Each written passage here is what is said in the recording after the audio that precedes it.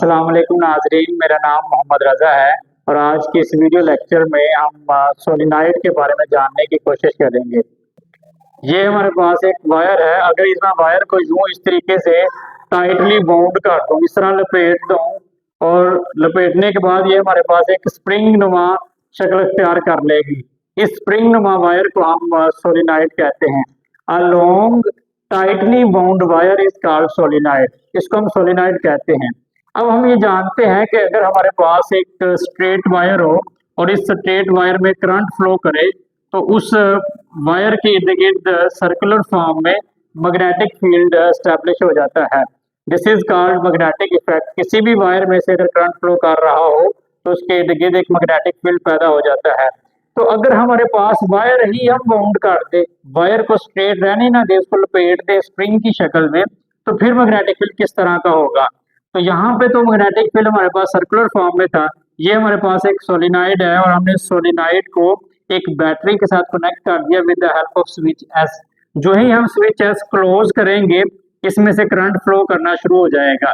Current जो है वो यूं इस डायरेक्शन में मूव करेगा, इधर से नीचे की तरफ और यहाँ से नीचे से ऊपर की तरफ। यूं करंट जो है वो सर्कुलेट करता हुआ यूं ट्रेवल करेगा। तो जब ये सोलिनॉइड के अंदर करंट फ्लो करता है तो मैग्नेटिक फील्ड, याद रखिएगा, मैग्नेटिक फील्ड स्ट्रेट लाइन में होता है।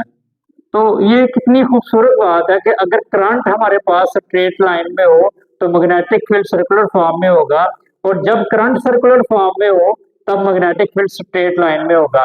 तो लिहाजा magnetic field inside the solenoid is in the straight line, in the form of straight line. ये स्ट्रेट लाइंस की फॉर्म में होता है।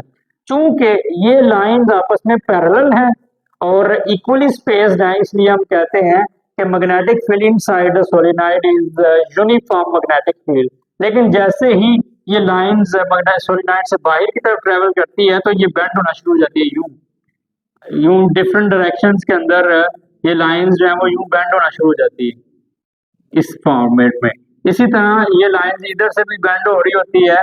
तो यूं मालूम हो रहा होता है जैसे हमारे पास ये फील्ड लाइंस, अगर हम यूं इस तरह मजीद उसको एक्सटेंड करें तो जैसे एक पूरा सेटअप बन रहा होता है नीचे की तरफ। यूं सारी लाइंस को अगर हम यूं घुमाएं तो एक नीचे पूरा एक इलेक्ट्रिक मैग्नेटिक फील्ड का एक सेटअप बन रहा होता है, और यूं इसी तरीके से ऊपर की तरफ भी एक सेटअप बन रहा होता है। तो जो magnetic field inside the solenoid होता है वो यूनिफॉर्म होता है और बहुत ज्यादा स्ट्रॉन्ग होता है।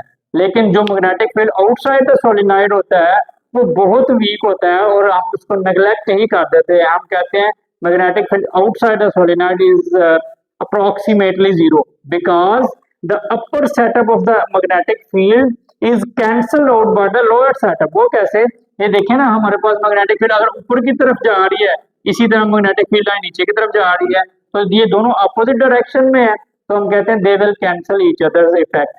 वो एक दूसरे का इफेक्ट कैंसिल कर देंगे।